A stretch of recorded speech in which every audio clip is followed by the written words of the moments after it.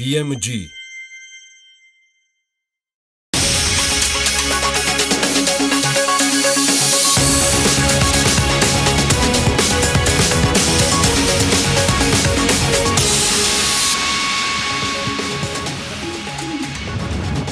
რატომ ხურავს ჰაიდელბერგ ცემენტი აგვისტოდან კიდევ ერთ ღუმელს დეტალებით ჩვენი ჟურნალისტი სალომე მეცხვარიშვილი სულ ცოტა ხანში. საქართველოს ლოგისტიკის ჰაბი ამ თემას რიცხვებში და კონკრეტული მაგალითებით გავშლით დღეს გადაცემაში. რა არის ეს საბოლოო ჯამში მთავრობისთვის მიზანი, რეალისტური გათვლა თუ ოცნება? ვიყურებთ TV პირველზე და გვისმენთ ჩვენი პარტნიორი რადიოების თბილისის და ჰერეთის პირდაპირ ეთერში.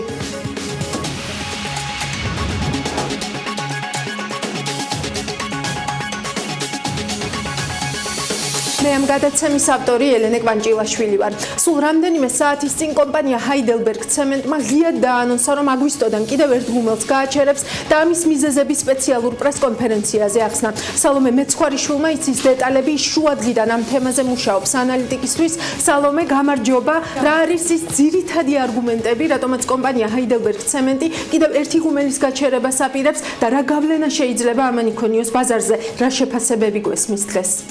1300 ადამიანი სამსახურის დაკარგვის წინაშე დგას, ასეთია ჰაიდელბერგ ცემენტის პროგნოზი, რომელიც საქართველოში ბოლო რამდენიმე წელია ოპერირებს. როგორც კომპანია აცხადებს, ცემენტის ინდუსტრიას საფრთხე ირანული კლინკერის გამოემუქრება. კომპანიის მტკიცებით, საქართველოში ირანული პროდუქცია ძალიან დაბალ დემპინგურ ფასად შემოდის. ჰაიდელბერგ ცემენტში ამბობენ, რომ საქართველოში ცემენტი რეგიონში ყველაზე დაბალ ფასად $60-65 იყიდება, ირანული კლინკერის ფასი კი $40-45. წარმოებლები ამბობენ, რომ ირანს კლინკერის ჭარბი წარმოება აქვს, ამიტომ მისი ექსპორტი ნებისმიერ ფასად აწყობს. არსებული მდგომარეობიდან გამომდინარე, ჰაიდელბერგში ამბობენ, რომ 1 აგვისტოს კიდევ ერთი ღუმელის გაჩერებას აპირებენ და თუ მდგომარეობა არ გამოსწორდა, წლის ბოლომდე კომპანია გაკოტრების საფრთხის წინაშე აღმოჩნდება. ირანის დემპინგურმა ფასებმა ბოლო 6 კვირის განმავლობაში გვაიძულა დაგვეწყო ჩვენი ღუმელების დახურვის სამუშაოები. ისინი ბაზარზე დემპინგური ფასით შემოდიან და ეს ყველაფერი არ არის. პრობლემა კიდევ უფრო ღრმაა და ბოლო 5-6 წელს უკავშირდება. საქმე ისაა, რომ საქართველოს არასამართლიანი ვაჭრობის პრინციპები აქვს რეგიონში. აქ ყველა ახორციელებს იმპორტს დამატებითი გადასახადების გარეშე. ქართული ცემენტის ინდუსტრიას კი ამ პირობით ექსპორტის საშუალება მეზობელ ქვეყნებში არ აქვს. რადგან მათ ბაზრის დამცავი ღონისძიებები აქვთ. ვიმედოვნებ, რომ საქართველოს ხელისუფლება იპოვის გზებს, რომ გამოასწოროს სიტუაცია, რადგან ეს არ ეხება მხოლოდ ირანს, არამედ მთლიანად კავკასიას. კომპანიის დღევანდელ პრესკონფერენციას წინ უსწრებდა საქართველოს ცემენტის ასოციაციის მსგავსი შინაარსის განცხადება, სადაც ასევე აღნიშნული იყო, რომ ირანული კლინკერის იმპორტი მაისში გააქტიურდა და ამ 2 თვის განმავლობაში 11%-მდე გაიზარდა. კომპანიები მთავრობას შესაბამისი ნაბიჯების გადადგმას თხოვენ, კონკრეტულად მათ ანტიდემპინგური კანონის შემოღებას სურთ, ამასთან ხაზს უსვამენ, რომ ბაზარზე შემოსული ცემენტის ხარისხის კონტროლი არ ხდება, რაც სერიოზულ საფრთხეებს ქმნის. მიმდინარე კვირაში აღნიშნულ საკითხზე BMG საქართველოს-ირანის ბიზნეს პალატასაც დაუკავშირდა, სადაც ირანული ცემენტის დაბალ ფასს ერთადერთი მიზეზით ხსნიან. ირანში დოლარი ძალიან გაძვირებულია ეს ბოლო პერიოდში, ეს ბოლო თვეებში, აი მარტის შემდეგ, ჩვენი ახალი წლის შემდეგ ირანში დოლარის ფასი ყოველდღიურად იზრდება. და ეს რა თქმა უნდა ცემენტი იქიდან როცა რომ ნებისმიერი ექსპორტიორმა ყიდულობს და ჩამოაქვს ასეთ სანამ ეს ცემენტი ჩამოვიდეს აქ, იქ დოლარი კიდე გაძვირებულია, ეროვნული ფული დავარდნელია და შესაბამისად ალბათ ესენი იმიტომ ცოტა დაბალ ფასებში აქ ბაზარში რეალიზაციას აკეთებენ. როგორც აღმოჩნდა, ამ საკითხის საქმის კურსშია ბიზნეს ომბუდსმენის აპარატი. ირაკლი ლექვინაძე ამბობს, რომ მისთვის პრობლემის შესახებ ცნობილია, თუმცა დემპინგის გამოკვლევა მარტივი არ არის და ამას შესაბამისი დრო და რესურსი სჭირდება. თავარი ამ ეტაპზე ალბათ რაც შეიძლება გაკეთდეს არის ის რომ გამკაცრდეს ხარისხის შესაბამისობის კონტროლი, რადგანაც ეს პროდუქცია რომელიც ხდება ქართულ ბაზარზე მნიშვნელოვანია რომ შეესაბამებოდეს იმ მოთხოვნებს რომელიც რეალურად ამ პროდუქციაზე არის აღბეჭდილი. თუმცა მეორეს მხრივ ის შეშფოთება რომელიც გააჩნია კომპანიას ის უკავშირდება ირანიდან იმპორტის ზრდის მაჩვენებელს ჩვენი ინფორმაციით დიდი მოცულობა ირანიდან შემოსული ცემენტის ბოლო თვეებში რეალურად არ ფიქსირდება და მას არსებითი გავლენის მოხდენა ბაზარზე რეალურად არ შეუძლია. რაც შეეხება იმ წუხეთს არსებობს თუ არა დემპინგი ბაზარზე, ამის ზეპირი შეფასება არის შეუძლებელი. დემპინგური ფასით ბაზარზე ოპერირება ნიშნავს, რომ კომპანია პროდუქციას თვითღირებულებაზე ნაკლებ ფასს ატყიდის იმისთვის, რომ კონკურენტები ჩაძიროს. ანტიდემპინგური კანონი კი ამის საწინააღმდეგო მიმართულებით კონკრეტული ზომების გატარებას ითვალისწინებს. ქართული ბიზნესის ნაწილი ამ კანონის შემოღებას წლები აითხოვს, თუმცა ეკონომისტები მიიჩნევენ, რომ საქართველოს მსგავს ეკონომიკაში ამ კანონის შემოღება უარყოფითად იმუშავებს. სახელმწიფოს აქვს ფისკალური სამსახურები და მან უნდა გაატაროს ეს პოლიტიკა. და მე მაგალითად ვიცი რომ წარმოუდგენელია რამე პროდუქცია თქვა საქართველოსთან გაიტანო თურქეთში.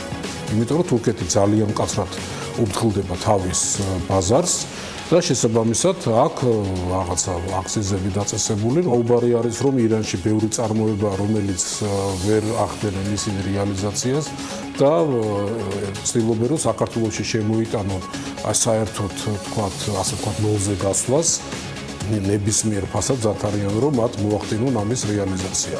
თუ ესე არის ცხადია ქართულმა მხარემ ამით უნდა ასე ვთქვათ კი არის ისარგებლოს, მაგრამ უნდა დააწესოს აქციზი. რეალურად ანტიდემპინგური კანონის მიღება ნიშნავს, რომ მოსახლეობას მძიმე ფინანსურ ტვირთად დააწუება ეს კანონი, ხოლო ბაზარზე მოქმედ, ადგილობრივ ბაზარზე მოქმედ მონოპოლისტ კომპანიებს შეუქმნის სასათბურე პირობებს. უფრო კონკრეტულად რას ნიშნავს? ეს ნიშნავს იმას, რომ იმისთვის, რომ ადგილობრივმა წარმოებამ კონკურენცია გაუწიოს უცხოურ პროდუქციას, ამისთვის უნდა მოხდეს იმპორტირებული პროდუქტებისთვის ფასების ხელოვნური აწევა, რაც შესაბამისად გაზდის პროდუქტებზე ფასების დონეს ქვეყანაში. როგორი იქნება ახალი პრემიერის დამოკიდებულება ანტიდემპინგურ კანონმდებლობასთან დაკავშირებით ჯერ მთლად ნათელი არ არის, თუმცა მამუკა ბახტაძემ პარლამენტში გამოსვლისას განაცხადა, რომ ის მაქსიმალურად მხარს დაუჭერს ქართულ კომპანიებს, რომ არ დაიჩაგრონ არასწორი თამაშის წესების გამო. ეს იყო სალომე მეცხვარიშვილი, ჰაიდელბერგ ცემენტის პრობლემებზე ვისაუბრეთ პირდაპირ ეთერში მასთან ერთად 1300 ადამიანის სამსახურის გარეშე ექსპორტიდან დაკლებული შემოსავლები და გაკოტრების საფრთხე, რომელზეც კომპანია უკვე ღიად საუბრობს. სტუმართან ერთად განვავრცობთ თემას. მიხაილ ჰამპელი გვიერთდება ახლა პრესკონფერენციის შემდეგ უკვე პირდაპირ ეთერში. Welcome Mr. Hampel to the კეთილი იყოს თქვენი მოგზანება და დიდი მადლობა რომ დაგვიწვევთ დრო. დავიწყოთ მნიშვნელოვანი ნაწილისგან ხედავთ გამოსავალს. რა შეიძლება იყოს პრობლემის მოგვარების გზა, რომელიც ჰაიდელბერგის წინაშე დგას. ირანიდან დამპინგის პრობლემა მთავარი, როდესაც ჩვენ ხედავთ აგრესიულ კონკურენტებს ეს არ არის პრობლემა, რადგან ჩვენ გვაქვს შესაბამისი ხარისხი, მაგრამ იმ შემთხვევაში, როდესაც ირანზე ვსაუბრობთ, უბრალოდ მას ვერ გავუმკლავდები ნორმალური ინდუსტრიული მექანიზმებით, რადგან ისინი სასათბურო პირობებში არიან. თუ ვინმე იტყვის, რომ ეს არის დამპინგის ფასი, მაშინ ჩვენ შეგვიძლია უბრალოდ ავიღოთ და განვიხილოთ ის კონკრეტული მაგალითები, რა ფასსაც ისინი ადებენ პროდუქციას. რისი გაკეთება შეგვიძლია ჩვენ ვიცით რაც აზერბაიჯანმა გააკეთა პირველი დღიდან $70 საშემოსავლო გადასახადი დააწესეს $70 გადასახადი დააწესეს იმპორტის პროდუქციაზე და სამწუხაროდ საქართველო არის ღია ირანული ცემენტისთვის და პირდაპირ შემოდის ეს პროდუქცია რუსთავში უკვე დავხურე ერთი ღუმელი, შემდეგ კვირას კაცში მომიწევს სადგურის დახურვა, რადგან უბრალოდ არ შეგვიძლია ამ ფასებში ოპერირება. 3-4 თვის შემდეგ მე უბრალოდ აღარ დამრჩება ფინანსები. ეს არის ძალიან მგრძნობიარე საკითხი, როდესაც ჩვენ ვსაუბრობთ დამპინგის კანონმდებლობაზე.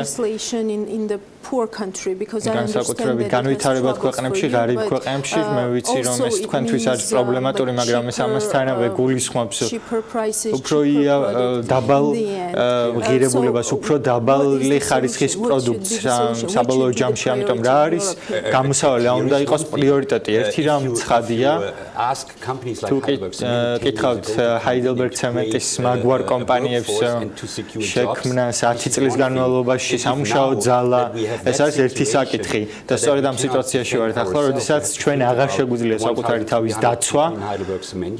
500-ზე მეტი ადამიანი 1500-მდე ადამიანი არის დასაქმებული საბოლოო ჯამში, ყიბულში და ქვანახშირის მომპოვებელ მაღაროებში, სადაც ისინი დარჩებიან სამუშაოს გარეშე, თუ კი ჩვენ ვეღარ შევძლებთ ოპერირებას.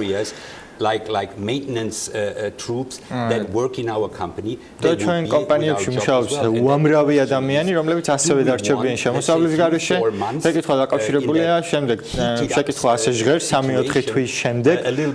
სულს თუ არა მივიღოთ ისეთი სიტუაცია, როდესაც თქვათ უფრო იაფასიან პროდუქტს ვიყიდით, მაგრამ საბოლოო ჯამში ეს გამოიწვევს იმას, რომ ათასობით ადამიანი დარჩება სამუშაოს გარეშე. ჩვენ გვაქვს კავკასიის რეგიონში ყველაზე დაბალი ფასი ცემენტზე $60-მდე, აზერბაიჯანში არის 70-მდე, ხოლო სომხეთში $100-მდე და ხდება ის, რომ ეს ქვეყნები ჩამოდიან საქართველოში, მაგრამ არა ფასის გამო, არამედ იმისთვის რომ ხარისხიანი პროდუქცია შეიძინა. და ჩემთვის ესეც კი არ იქნება პრობლემა, რადგან მე მარტივად შემიძლია აზერბაიჯანსაც და სომხეთსაც მივაწოდო ჩემი პროდუქცია, რომლის ხარისხიც არის საკმაოდ მაღალი, მაგრამ მე არ მაქვს იმის ნება და იმის უფლება, რომ ექსპორტი მოვახდინო ამ პროდუქციის. მე არ შემიძლია 1 ტონა ცემენტის ექსპორტირება განსხვავებული მიზეზების გამო. რა არის პერსპექტივა საქართველოში? 2 წლის წინ ჩვენ უნდა დაგვეწყვიტა Heidelberg ცემენტი კასპში აშენებდა თუ არა ახალ ქარხანას, თუ აზერბაიჯანში აშენებდა საზღვართან ახლოს.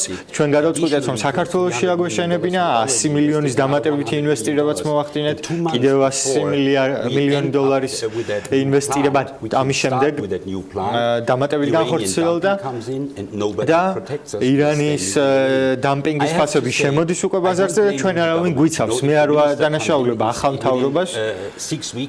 ეს უნდა აღინიშნოს 6 კვირაში ახალ მინისტრს არ შეუძლია რომ ბრიუსელში ჩავიდეს და მოაგაროს მთელი ჩვენი პრობლემები, რაც კი გაგვაჩნია, მაგრამ ამჟამად სიტუაცია ნამდვილად არის საგანგებო და აუცილებლად უნდა მოხდეს შესაბამისი რეაგირება. ირანის ცემენტი გადადის ქობულეთში, ანუ ადანაშაულებ თუ არა წინა მთავრობას? არა, მე არ ვადანაშაულებ წინა მთავრობასაც. დამპინგი არის ისეთი რაღაც, რასაც მუდმივად უნდა ებრძოლო, რადგან ინდუსტრიას არ შეუძლია ავტომატურად დაიცვას თავი. 2013 წელს ჩვენ გვქონდა ასეთი პრეცედენტი, როდესაც ირანი ვერ ყიდიდა ნავთობს, ისინი მოვიდნენ საქართველოში და მთავრობამ იმ შემთხვევაში მიიღო შესაბამისი ზომები, დამპინგის ფასები მაშინვე დარეგულირდა და მე იმედი მაქვს, რომ ახალი მთავრობა, რომელიც ახლა მოვიდა ძალაუფლებაში, აუცილებლად მიიღებს შესაბამის ზომებს. დიდი მადლობა. ჰამპელი Heidelberg-ის გენერალური დირექტორი იყო ჩვენი სტუმარი. აქვე დიდი მადლობა მინდა გადავუხადო გოგა ასკურავას ცენტრს თარგმანის უზრუნველყოფისთვის. ჩვენ საუბრობდით იმ პრობლემაზე, რომ შეიძლება აგვისტოში Heidelberg ცემენტის კიდევ ერთი ღუმელი დაიხუროს.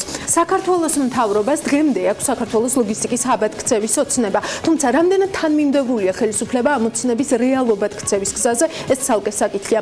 ყველას გვახსოვს ის განცხადებები, რაც მაგალითად იგივე ანაკლის სპორტთან მიმართებით ისმოდა ბოლო დროს ქართული ოცნების რიგებიდან. გვახსოვს ეკონომიკის მინისტრობის ჯერ კიდევ კანდიდატის და დღეს უკვე ეკონომიკის მინისტრის პირველი კომენტარიც ანაკლის სპორტთან დაკავშირებით. გიორგი ქობულია მაშინ ამბობდა, ანაკლის პროექტზე ბევრი ლაპარაკი იყო, ეს არის მთლიანი მთლიანობაში საქართველოს ლოგისტიკური ჰაბის სტრატეგიის საკითხი არ შეიძლება ანაკლიის სპორტი ცალკე იყოს ჩვენთვის როგორც მთავრობისთვის მნიშვნელოვანია მთლიანად ქვეყნის სარგებელი ანაკლიის პროექტი არის აბსოლუტურად განსახილველი პრიორიტეტი აქ არის საუბარი კომპლექსურად შესწავლაზე ამ საკითხის და ჩვენ კიდევ ერთხელ უნდა გადავხედოთ ამას კომპლექსში სიტუაცია ძალიან სწრაფად იცვლება ტვირთბრუნვების თვალსაზრისით ჩვენ უნდა გადავხედოთ კიდევ ერთხელ ჩემს გუნდთან საუბარი მქონდა რომ კიდევ ერთხელ უნდა ავწიოთ ის კვლევები რომელიც გაკეთებული იყო და შეიძლება განვაახლოთ და კიდევ ერთხელ შევხედოთ ამას უფრო ახალი თვალით როგორ გავხადოთ საქართველოს ჰაბად და როგორ გამოვიყენოთ მაქსიმალურად ეს კორიდორი ჯერჯერობით პასუხი ამ კითხვაზე არ მაქვს მაგრამ გვექნება ეს გიორგი ქობულიას განცხადება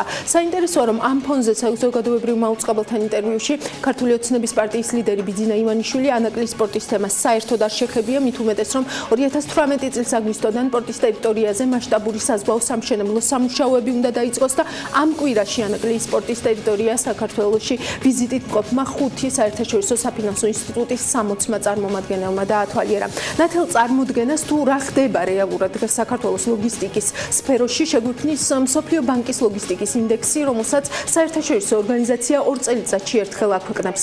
2018 წლის ინდექსში საქართველოს თავის ადგილს 11 პოზიციით ამოჯობესებს. ერთი შეხედვით ძალიან დადებითი ამბავია, თუმცა კონტექსტი ყველაფერს ცვლის და ამ შემთხვევაში კონტექსტი ასეთია. საქართველოს პოზიცია რეიტინგში 2012 წელს 77 ადგილი იყო, დღეს კი მას 167 ქვეყანას შორის 119 ადგილი უჭირავს და ეს 11 პოზიციით გაუმჯობესების შემდეგ. რაც შეეხება ინდექსში 2012-2018 წლების საშუალო მაჩვენებლებს, მსოფლიო ბანკი ამბობს, რომ საქართველოსთვის ეს 124 ადგილია. მსოფლიო ბანკის შეფასებით ამ რეიტინგში საქართველოს უსწრებს ყველა თავისი უშუალო მეზობელი ქვეყანა, 119 პოზიციაზე უარესი შედეგი არც ერთ განვითარებულ ევროპულ ქვეყანას არ აქვს. შარშან დეკემბერში ვიცოდით, რომ მსოფლიო ბანკის მხარდაჭერით დასრულების სტადიაზე იყო საქართველოს ლოგისტიკის 2017-2026 წლების ეროვნული სტრატეგიისა და ამავე წლების სამოქმედო გეგმის შემუშავება, თუმცა მას შემდეგ ამ დოკუმენტების შესახებ ბევრი არაფერი გვსმენია. ეკონომიკის სამინისტროს დღესაც 7 თვის შემდეგ იგივე პასუხი აქვს, სტრატეგია თითქმის დასრულებულია. ელენე გოგბერაშვილმა მოიძია დეტალები და შეფასებები. ელენე, გამარჯობა. რა შეგიძლია გითხრა, რა არის ამ ეტაპზე იდენტიფიცირებული როგორც ძირითადი ხელის შემშლელი პირობა გისმენთ? ელენე, გამარჯობა. იმისთვის რომ საქართველოს ქონოდა ლოგისტიკის სტრატეგია, მსოფლიო ბანკმა გრანტის სახით რამდენჯერმე გამოყო დაფინანსება. დაიწყო კიდეც მუშაობა, თუმცა დოკუმენტი დღის შუქსი ამ დრომდე არ გვინახავს. როგორც დაანონსებული იყო, ლოგისტიკის სტრატეგია 2017-2026 ჯერ კიდევ 2016 წელს ბოლოს უნდა გამოქვეყნებულიყო, თუმცა ამ პროცესმა 1 წლით გადაიწია. აგერ უკვე 2018 წლის მეორე ნახევარი დაიწყო და რაში დაიხარჯა დონორების დაფინანსება არ ვიცით. ეკონომიკის სამინისტრო ამბობს, რომ ექსპერტებმა მუშაობა დაასრულეს, თუმცა როდის იხილავს დღის შუქს ქვეყნის ლოგისტიკის პოლიტიკის დოკუმენტი, ამის შესახებ არაფერს გვეუბნებიან. როგორც ჰაბ ჯორჯიას ხელმძღვანელმა განგვიცხადა, ეროვნული ლოგისტიკის სტრატეგიაზე მუშაობდა ფრანგული საკონსულტაციო კომპანია ეგის ინტერნეიშნალი, თუმცა ორგანიზაციის ინფორმაციით დოკუმენტი არაპროფესიონალურად მომზადდა, რის გამოც ის მსოფლიო ბანკმა დაიწუნა. რა თქმა უნდა, ის იღებს გარკვეული ის დოკუმენტი 2016 წლის ბოლომდე უნდა გამოქვეყნებულიყო, შემდეგ მოხდა გადავადება 2017 წლის ბოლომდე და დღეს რეალურად 2018 წელია, ფაქტურად ნახევარი წელი გავიდა, უფრო მეტი და ეს დოკუმენტი კვლავ არ არის გამოქვეყნებული. ინფორმაციის დონეზე ვფლობთ, რომ შეფერხებელი ფაქტორი აღმოჩნდა ის, რომ ეს დოკუმენტი იყო საკმაოდ არაკვალიფიციურად მომზადებული, ფაქტიურად ეს იყო დაკოპირებული სხვადასხვა ქვეყნების მიერ შემუშავებული დოკუმენტების განმოთარგმნელი ქართული ვერსია, რაც ნიშნავს იმას, რომ ამ დოკუმენტზე მუშაობდა არაკვალიფიციური გუნდი და ეს შემდეგ დაწუნებული იქნა თავად სოფლიო ბანკის მიერ, ანუ იმ ორგანიზაციის მიერ, ვინც დაუკვეთა ეს დოკუმენტი და ვინც დააფინანსა. სწორედ ეს გახდა მიზეზი, რომ რეალურად დღესაც არ ხდება ამ დოკუმენტის გამოქვეყნება. ჩვენ შევეცადეთ საქართველოს ლოგისტიკის ეროვნულ სტრატეგიასთან და მისი მზადების პროცესში მსოფლიო ბანკის ჩართულობაზე მეტი დეტალი საერთაშორისო ორგანიზაციისგან მოგვეპოვებინა, თუმცა ტრანსპორტის ექსპერტების შვებულებაში ყოფნის მიზეზით მათგან ვერც სატელევიზიო და ვერც წერილობითი პასუხი ვერ მივიღეთ. ლოგისტიკის ინდექსში საქართველოს პოზიციონირება სატრანსპორტო დერეფნის კვლევის ცენტრის ხელმძღვანელ სპაატა ცაგარეიშვილს შევაფასებინეთ. ის ამბობს, რომ ქვეყანას ინდექსის თითქმის ყველა ინდიკატორში ჩამორჩენა აქვს. ცაგარეიშვილი თვლის, რომ სტრატეგიისა და ლოგისტიკური ცენტრების გარეშე საქართველოს ტვირთების მოზიდვა ძალიან გაუჭირდება. ის მთავრობას დაანონსებულ ლოგისტიკურ ცენტრებსაც ახსენებს და ამბობს, რომ გაცილებით რელევანტური იქნებოდა მსგავსი ცენტრების ნავმისადგომებთან მოწყობა, თუმცა როგორც ვიცით, აღნიშნული ინფრასტრუქტურის განვითარება არც თბილისსა და არც ქუთაისში არ დაწყებულა. შეფასება გააკეთა საქართველოს ამბიცია გააჩნია, ის არის სატრანზიტო ქვეყანა. სატრანზიტო ქვეყნისთვის კი ნიშანდობლივია, რომ მას ჰქონდეს ლოგისტიკური სისტემები განვითარებული. აქ იგულისხმება პირველ რიგში საბაჟო პროცედურები, აქ იგულისხმება დიდი სატერმინალო ქსელების მოწყობა და რა თქმა უნდა, აი ამ მიმართულებით ჩვენ გვაქვს მნიშვნელოვანი უკან ჩამორჩენა, ლოგისტიკური ცენტრების არარსებობა და ნელი სვლა აი ამ მიმართულებით, არა ლოგისტიკური ცენტრები მნიშვნელოვანია იმ თვალსაზრისით, რომ მოხდება არა მარტო თვითნაკადების გატარება, არამედ თვითნაკადების კონსოლიდაცია, დისტრიბუცია, სხვადასხვა ოპერაციების მარკირება, დასაწყობება და ასე შემდეგ ჩატარება მნიშვნელოვანია და ზუსტად ამ მიმართულებას აქცევს ყურადღებას მსოფლიო ბანკი, როდესაც აი ამ ინდექსს აფასებს. მსოფლიო ბანკის ლოგისტიკის ინდექსს ქვეყნის სატარიფო პოლიტიკა არ უკავშირდება, თუმცა ექსპერტები ამბობენ, რომ საქართველოს კონკურენტუნარიანობაზე ამას დიდი გავლენა აქვს. გარდა იმისა, რომ გადასახედია ქვეყნის სატარიფო პოლიტიკა, დასახვეწია კანონმდებლობა, მოდერნიზებასა და სრულყოფას საჭიროებს ინფრასტრუქტურაც, რათა საქართველოს სატრანსპორტო კორიდორში მეტი ტვირთნაკადის მოზიდვა შეძლოს. ფოთიდან რო წარმოვიდგინოთ ფოთის და ბათუმის ნავსადგურები, აქედან იწყება მე მგონი პრობლემა, სადაც ბევრად მაღალია ტარიფები, არა მარტო სიტყვაზე ტვირთის გადამუშავების, არამედ გემშემოსვლის, გემისთვის საწვავის ჩასხმის ტარიფები, კონტეინერის გადამუშავების ტარიფები. ამას რა თქმა უნდა რკინიგზებიც ემატება, იმიტომ რომ შე შემთხვევაში საქართველოს რკინიგზის ტარიფებიც 30-40%-ით მაღალია მეზობელი რკინიგზის ტარიფებთან. ეს ყველაფერი ამ ყველაფრის შედეგად მივდივართ იქიდან, რომ ეტაპობრივად უკვე ჩვენ თითქმის 60%-მდე დავკარგეთ სატრანზიტო, ხასუსმოვ სატრანზიტო თვითნაკადი. კონკურენტუნარიანი გავხდეთ რეგიონში, მნიშვნელოვანი იქნება ჩვენთვის რეგულაციების დახვეწა, იგივე სატარიფო პოლიტიკა იქნება ის თუ საკანონმდებლო ბაზის სრულყოფა, იგივე ინფრასტრუქტურის გაუმჯობესება, მომსახურების გაუმჯობესება, სატრანსპორტო საექსპედიტორო საქმიანობის გასწვრივ, ასე ვთქვათ, რომელიც სხვადასხვა უბანზე ხდება გადაზრდის პროცესის შესრულებისას და ერთ-ერთი მნიშვნელოვანი სათანადო პროფესიონალური კადრებით უზრუნველყოფა თითეული უბანზე გადაზრდის პროცესში. ელინე, როგორც უკვე გითხარით, ეკონომიკის სამინისტროში ამბობენ, რომ ლოგისტიკის სტრატეგიაზე მუშაობა ექსპერტებმა დაასრულეს. აღნიშნულ სფეროში რა არსებულ გამოწვევებს პასუხობს აღნიშნული დოკუმენტი და როგორ წარმოუდგენია მთავრობას ამ გამოწვევების გადაჭრა, ამის შესახებ მეტ დეტალს იმედი მაქვს ჩვენი სტუმრისგან გავიგებთ. სულ მალე ჩვენი სტუმარი ეკონომიკის სამინისტროს წარმომადგენელი იქნება, თუმცა მანამდე ეს იყო ელენე გოგბერაშვილი, რომელმაც პირდაპირ ეთერში გაგვაცნო რა ეტაპზე ადგილს საქართველოს ლოგისტიკის ეროვნული სტრატეგიის დოკუმენტზე მუშაობა, ვის რა პრეტენზიები აქვს პროცესთან დაკავშირებით და თავის რესპონდენტებს მოკლედ შეაფასებინა. ლოგისტიკის ინდექსში საქართველოს პოზიციებიც კიდევ ერთხელ დიდი მადლობა. მას და გადავდივართ უკვე ჩვენს შემდეგ სტუმართან, გიორგი დობორჯგინიძეა ჩვენთან ერთად. გიორგი, მოგესალმებით, დიდი მადლობა რომ ჩვენთან ერთად ხართ. გიორგი, usmendit თქვენ ელენეს ჩართვას და თქვენ პასუხი მაინტერესებს, როგორ ფიქრობთ, რატომ არ გვაქვს დღეს საქართველოს ლოგისტიკის ეროვნული სტრატეგია და სამოქმედო გეგმა და რას უშლის ეს ხელს? გისმენთ. გამარჯობათ, მოგესალმებით, მივესალმებით ტელემაყურებლებს. მინდა ორი სიტყვით უბრალოდ გამოვეხმაურო კოლეგის, ასე ვთქვათ, რეპლიკას თვითონ დოკუმენტთან დაკავშირებით და მან აღნიშნა, ასე ვთქვათ, ის რომ ვთქვათ, მსოფლიო ბანკის მიერ დაწუნებული იყო ეს დოკუმენტი.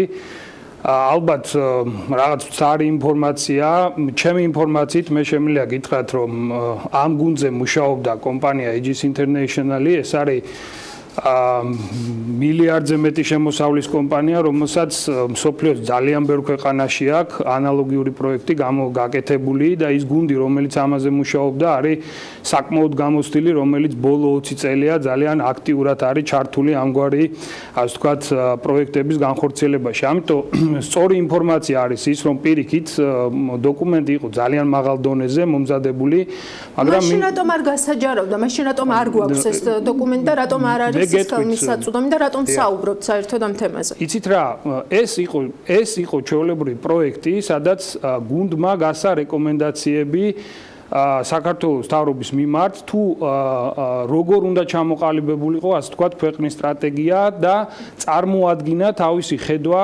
ლოგისტიკის ეროვნული სტრატეგიის მიმართულებების შესახებ. ეს არ ნიშნავს იმას, რომ ასე ვთქვათ, დამკვეთმა 100%-ით გაითვალისწინოს ყველა წარმოდგენილი რეკომენდაცია, მას შეუძლია ნაწილი გაითვალისწინოს, ნაწილი არ გაითვალისწინოს.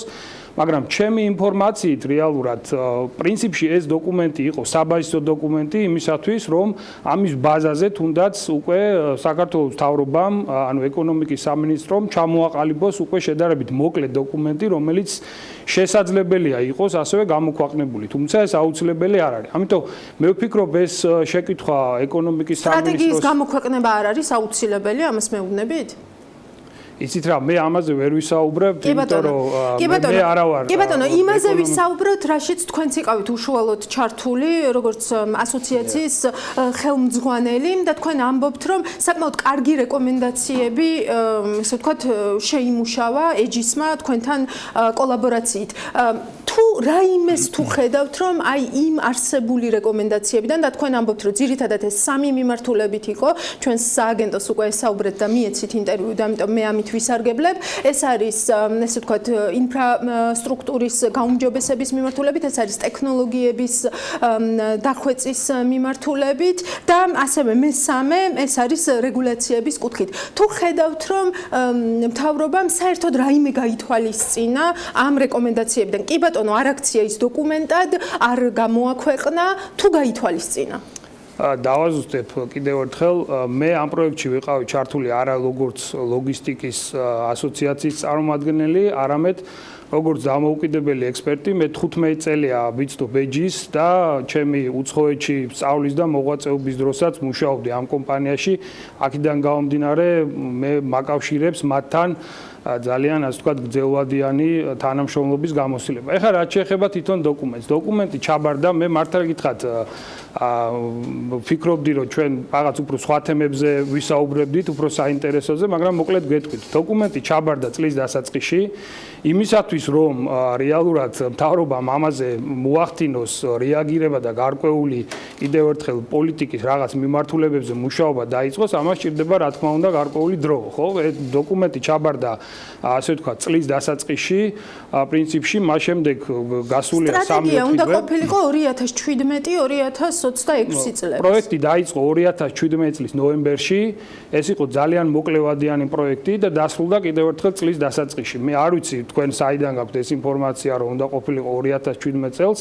მე გეუბნებით ფაქტებს, რომ ასე ვთქვათ, პროექტი დაიწყო 2017 წლის მეორე ნახევარში და დაახლოებით რამოდენიმე თვე, ასე ვთქვათ, იყო შესრულების პროცესში. ანუ რეალურად დოკუმენტი, ასე ვთქვათ, ჩაბარდა წლის დასაწყისში, მაგრამ კიდევ ერთხელ რასაც თქვენ უყურებთ ლოჯისტიკის ინდექსში და ამით დავასრულოთ, უფრო საინტერესო თემებიო თქვით და იმედია ეს იქნება თქვენთვის საინტერესო. ლოჯისტიკის ინდექსს როდესაც უყურებთ, რამდენად რეალისტურია საქართველოზე როგორც ლოჯისტიკის ჰაბზე საუბარი. აი ამაზე მიპასუხეთ და ამით დავასრულოთ და დიდი მადლობა ჩვენთან სტუმრობისთვის. კი ბატონო, ნუ პრინციპში გააკეთეთ თქვენ, ასე ვთქვათ, კარგი ანალიზი, ნუ ის რაც დღეს პრინციპში რეზულტატი გვაქვს, რა თქმა უნდა, დამაკმაყოფილებელი არ არის. გარკვეული პოზიტიური, ასე ვთქვათ, ძვრები შეიმჩნევა, მაგრამ ეს არ არის იმისთვის საკმარისი, რომ პრაქტიკულად ჩვენ მივეკუთვნებოდეთ, მოდით ესე ვთქვათ, თუნდაც რეგიონალურ ჭრილში იმ ქვეყნების სიას, რომელსაც აქვს პრეტენზია, ასე ვთქვათ, გახდეს რეგიონალური ლოგისტიკური ჰაბი. ეხლა რაც შეეხება თვითონ ლოგისტიკაში არსებულ სიტუაციას, არის სამი ძირითადი პრობლემა, თვითონ გამოვეხმაურები, ასე ვთქვათ, ინდექსის მაჩვენებლებს.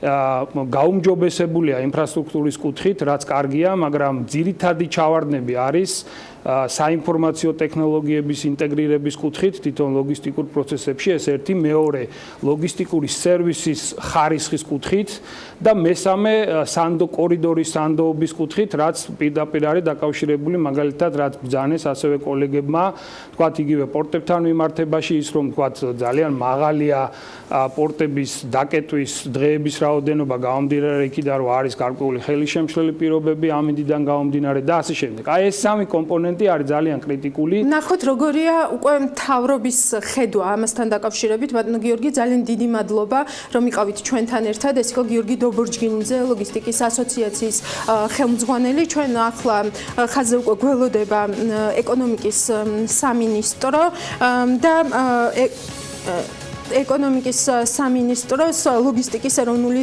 სტრატეგიის დოკუმენტს და ინდექსის თემას გავაგრძელებთ მასთან ერთად. დავით ჯავახაძეა პირდაპირ ხაზზე. ბატონო დავით, მოგესალმებით. დიდი მადლობა რომ ჩვენთან ერთად ხართ. თქვენ უსმენდით, იმედი მაქვს უსმენდით იმ მსჯელობას, რაც მიმდინარეობდა ამ ეთერში, როგორც ეროვნული სტრატეგიის კუთხით, ასევე ლოგისტიკის ინდექსის კუთხით და მარტივი კითხვით მინდა დავიწყოთ თქვენთან საუბარი. 11 პოზიციით ვართ გაუმჯობესებული, მაგრამ ვართ 119 ადგილზე მაინც და 2012 წელს კიდევ უკეთეს პოზიციაზე ვიყავით 77 ადგილზე. თქვენთვის როგორია ეს შედეგი, გისმენთ? მოგესალმებით, მივესალმები თქვენს მაყურებელს, მადლობთ შეკითხვისთვის. მიუხედავად იმისა, რომ 11 ადგილით გაუმჯობესება უდავოდ პოზიტიური მოვლენა, რა თქმა უნდა, ჩვენთვის ეს არ არის საკმარისი და იმისათვის, რომ ჩვენ ფუნდამენტურად გავაუმჯობესოთ აღნიშნული რეიტინგი და ზოგადად არა მარტო რეიტინგი, არამედ ზოგადად ქვეყნის სატრანზიტო და ლოგისტიკური პოტენციალი, ამისათვის არაერთი მნიშვნელოვანი მსხვილმასშტაბიანი პროექტი ხორციელდება საქართველოში. მე კიდევ ერთხელ ჩამოთვლი აღნიშნულ პროექტებს, ეს არის ანაკლის ღრმაწლოვანი ნავსადგურის პროექტი, ავტობანის მშენებლობა, თბილისისა და ქუთაისის ლოგისტიკური ცენტრების პროექტი, ბაქო-თბილისი, ყარსის ახალქალაქის რკინიგზა და საქართველოს რკინიგზის მოდერნიზაციის პროექტი.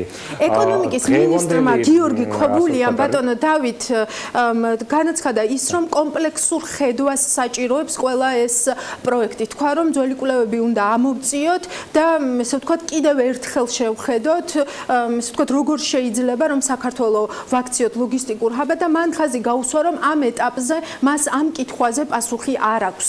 რა გიშლიდათ ხელს, ესე რომ ვთქვათ, რომ ეს კომპლექსური ხედვა ჩამოგეყალიბებინათ და რატომ არ გვაქვს ამ დრომდე თუნდაც დოკუმენტის სახით ეს ხედვა, თუნდაც ფურცელზე?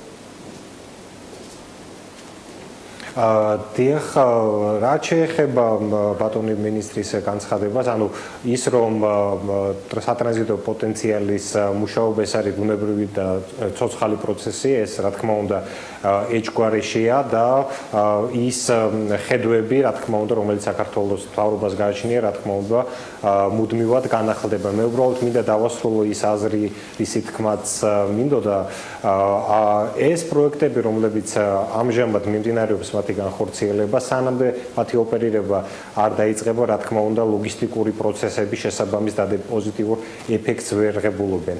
მას შემდეგ, რაც ეს არის ახლოვადიანი და საშუალოვადიანი პერსპექტივა, ეს პროექტები ამოქმედება, მასშტაბურ, ასე ვთქვათ, პოზიტიური გავლენა იქნება საქართველოს როგორც ზოგადად ლოგისტიკის სფეროზე, ასევე ლოგისტიკის ინდექსზე.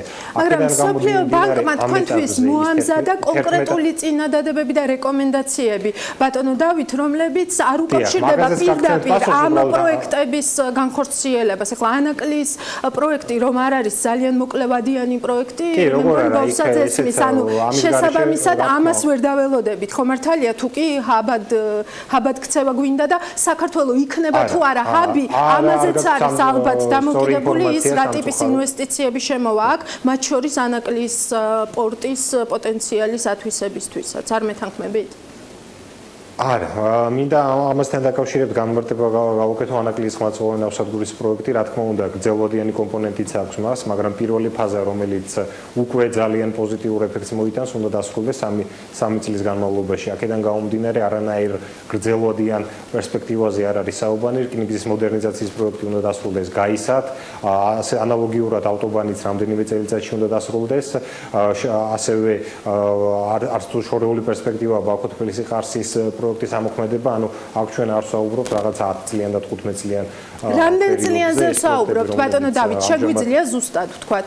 ეს საუბარი მაქსიმუმ 3-5 წლიან პერიოდზე, როდესაც ამ პროექტების სრულად ამოქმედება სერიოზულ, ასე ვთქვათ, ბიზნესს მიცემს ლოგისტიკის სექტორს. აქედან გამომდინარე, რომ დავასრულო ჩემს მიერ დაწყებული აზრი, ის პოზიტივი, თქვა 11 ადგილით აწინაურება, რაც ამ რეიტინგში აისაღა, არის ამ ეტაპზე პოზიტივი, მაგრამ იმ უახლოეს 3-5 წელიწადში, ასე ვთქვათ, გაცილებით ფუნდამენტური გარღვევა იქნება ამ მიმართულებით. რაც შეეხება ლოგისტიკის ეროვნულ სტრატეგიას, მე გისმენდით და უბრალოდ ძალიან მარტივი განმარტება გავაკეთო. ეგისის მიერ ძალიან მაღალი ხარისხის შესრულებული დოკუმენტი, სუფთა სამართლებრივი სტატუსი რო ავიღოთ, ეს არის კვლევა, ეს არის ტექნიკური დახმარების დოკუმენტი, რომელიც ჩვენთვის მოამზადეს კონსულტანტებმა და ამ დოკუმენტის საფუძველზე ლოგისტიკის სტრატეგიის შემუშავება, იმ ლოგისტიკის სტრატეგიისა, რომელსაც უკვე იურიდიული ძალა ექნება, მიმდინარეობს ახლა და მიმდინარეობს საქართველოს ეკონომიკისა და მდგრადი განვითარების სამინისტროს მიერ. და როდის გვექნება ეს დოკუმენტი? ალბათ მაქსიმუმ ეს დაკავშირებულია პროცედურებთან, მათ შორის სამართლებრივ პროცედურებთან და მაქსიმალური ვადა არის წლის ბოლო. თუმცა ჩვენ მაქსიმალურად შევეცდებით, რომ კი ბატონო, მე უბრალოდ რეპლიკის სანამ დაგემშვიდობები, რაც გავრცელდა, რომ რატო არ გამოქვეყნდა. დიახ, რატომ არ გამოქვეყნდა, გასაგებია, იყო სამუშაო დოკუმენტი, ამაზე მივიღეთ ჩვენ პასუხი და ამას უნდა დააშენოთ ახლა თქვენ სტრატეგია. ამაზე პასუხი გასაგებია, უბრალოდ მე რეპლიკის სახით მინდა გითხრათ, სანამ დაგემშვიდობებით, რომ დაუშვათ 2012 წელსაც, როდესაც 77 ადგილი გვეჭირა, მაშინაც მხოლოდ პერსპექტივის სახით იყო, ესე ვთქვათ, ბევრი ის პროექტი, რომელ პროექტზეც თქვენ საუბრობთ და 119 პოზიციაზე არ ვიყავით, ხო? ამიტომ ყველაფრის ამ პროექტებზე მიბმა, მე მგონი არ არის პასუხისმგებლიანი დამოკიდებულება ლოგისტიკის განვითარებასთან დაკავშირებით, არ მეთანხმებით, ამაში მაინც დამეთანხმეთ. რა თქმა უნდა, ეს არის კომპლექსური საკითხი, ყველაფერი, რა თქმა არ ვამბობ, მაგრამ ეს პროექტები და აქ საუბარია სწორედ რომ თქვენ ახსენეთ მინისტრის განცხადება და სწორედ საუბარია კომპლექსურ მიდგომაზე, იმიტომ რომ პროექტები ხორციელდება სხვადასხვა მიმართულებით.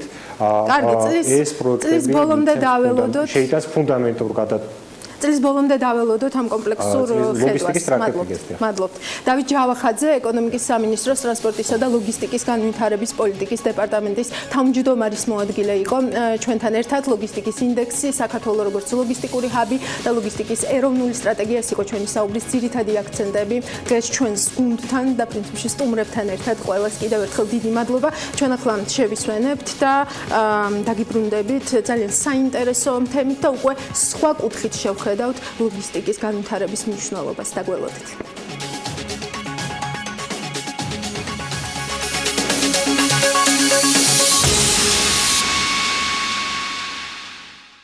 ვუყურებთ ანალიტიკას, მე ელენე კვანჭილაშვილი ვარ. ახლა ჩვენ შევეცდებით და სხვა კუთხით გავაგრძელებთ ლოგისტიკის თემას. ლოგისტიკის განვითარება და მეთანხმებით რომ არ არის განყენებული საკითხი და ის ძალიან ბევრ სხვა თემას უკავშირდება მჭიდროდ. მაგალითად, ექსპორტის ლოგისტიკის განვითარების გარეშე წარმოუდგენელი იქნება DCFTA-ის პოტენციალის ათვისება. ევროკავშირთან ასოცირების ხელშეკრულების ეკონომიკურ ნაწილზე საუბრის დროს აქამდე სულ ის ძირითადად ადგილობრივი კომპანიები მოყვავდა. მაგალითად, რომელთაც გააქვთ ან ვერ გააქვთ ევროპის ბაზარზე საკუთარი პროდუქცია. დღეს ამ ხელშეკრულების განსხვავებულ ასპექტზე შევაჩერებთ თქვენს ყურადღებას. ვისაუბრებთ იმ ადამიანთან, რომელიც ამ შემთხვევაში კომპანია Solars წარმოადგენს და რომელიც სწავლობს საქართველოს ბაზარს და შეიძლება წარმოების ნაწილი საქართველოშიც გადმოიტანონ და ევროპის ბაზარზე უკვე აქედან მოახდინონ საკუთარი პროდუქციის ექსპორტი. მეტ დეტალს უკვე კომპანიისგან შევიტყობთ. შოქრუხ ბარათოვი არის ჩვენთან ერთად. Mr. Baratov, thank you for your time and thank you. ბრძანებისთვის. მოგვიყავით თქვენი კომპანიის შესახებ და რა არის თავარი ინტერესი თქვენი კომპანიისა აქ საქართველოში. ჩვენ გერმანული კომპანია ვართ, რომელიც აწარმოებს ელექტრომოწყობილობის ბატარეა ელემენტებს. კომპანია 2003 წელს დაარსდა გერმანიაში. ბავარიის რეგიონში 2009 წელს სტრატეგიული გადაწყვეტილება იყო კომპანიისა, რომ წარმოება გადასულიყო ჩინეთში, რადგან ფასი, საბაზრო ფასი გვაძლევდა იმ საშუალებას, რომ კონკურენტუნარიანი ყოფილიყავით აღმოსავლეთ აზიის ქვეყნებთან. ძალიან ბევრი ვალდებულებაა ჩინურ ბაზარზე და ტრამპამდეც არსებობდა ეს ყველაფერი სტანდარტები, რადგან ჩინური წარმოება ძირითადად მხარდაჭერილია ჩინური მთავრობის მიერ. ჩვენ გერმანული კომპანია ვართ, რომელიც ჩინეთში არსებობს, შესაბამისად ჩინური ბაზისი არ გვაქვს. მაგრამ ჩინური მთავრობა ჭერს მთელ წარმოებას მხარს და რომელიც ჩინეთში არსებობს. შესაბამისად იმ დაწესებული სტანდარტებით, რომელიც ჩამოვიდა ევროპიდან, არა კონკურენტუნარიანი გახდა ბაზარი, ამიტომ გადავწყვიტეთ, რომ აღმოსავლეთ ევროპის ქვეყნებში გადაგვეტანა ჩვენი წარმოება, რადგან ამ შემთხვევაში წარმოება უფრო რობოტიზირებულია, უფრო ავტომატიზირებული, შესაბამისად ჩვენ ახალი ტექნოლოგიები ჩამოვაქვს საქართველოში. ჩვენ შევაჩერეთ არჩევანი ამ ქვეყანაზე, რადგან ხედავთ ძალიან დიდ ძალისხმევას თავისუფალი ვაჭრობის მიმართულებით და ღრმა და ამომწურავი თავისუფალი სავაჭრო ხელშეკრულებაც გაქვთ გაფორმებული ევროპასთან, რაც ასევე ძალიან კარგი ხელშემწყობი ფაქტორია.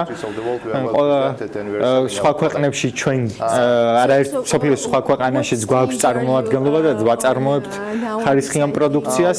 ამ ეტაპზე რის განვითარებას ვცდილობთ, ჩვენ პირველ რიგში დავიწყეთ იმით, რომ შეგვესწავლა ბაზარი, ქართული საბაზრო მოთხოვნები, დავაარსეთ საერთაშორისო ოფისი და შევისწავლეთ, თუ რამდენად შეიძენდნენ ადამიანები იმ პროდუქციას, რომელსაც ჩვენ უკვე ვაწარმოებდით ჩინეთში. იქნებოდა ეს ინსტალაციის სერვისები და ასე შემდეგ. ჩვენ ვხედავთ, რომ ეს ტენდენცია იზრდება და ოფისი კარგად უმკლავდება ამოცანებს. შესაბამისად, ჩვენ გვსურს, რომ გავაფართოვოთ ოფისი. უკვე გვაქვს გადაწყვეტილება იმასთან დაკავშირებით, რომ მოვახდინოთ ინვესტირება საქართველოში. ახლობით 6 თვე დავხარჯეთ ამ კვლევაზე და ახლა ავირჩიეთ ქუთაისი, როგორც ადგილი, სადაც წარმოება დაიწყება. ამიტომ შეიძლება ითქვას, რომ ჩვენ ვართ იმ ეტაპზე, როდესაც უკვე მივიღეთ გადაწყვეტილება, რა რაოდენობის პროდუქცია უნდა ვაწარმოოთ. ჩვენი პარტნიორები და ჩვენი მენეჯმენტი ასევე იღებს იმ გადაწყვეტილებას, რომ უახლოეს მომავალში გააორმაგოს წარმოება, ანუ ეს იქნება ექსპორტისთვის განკუთვნილი პროდუქციაც.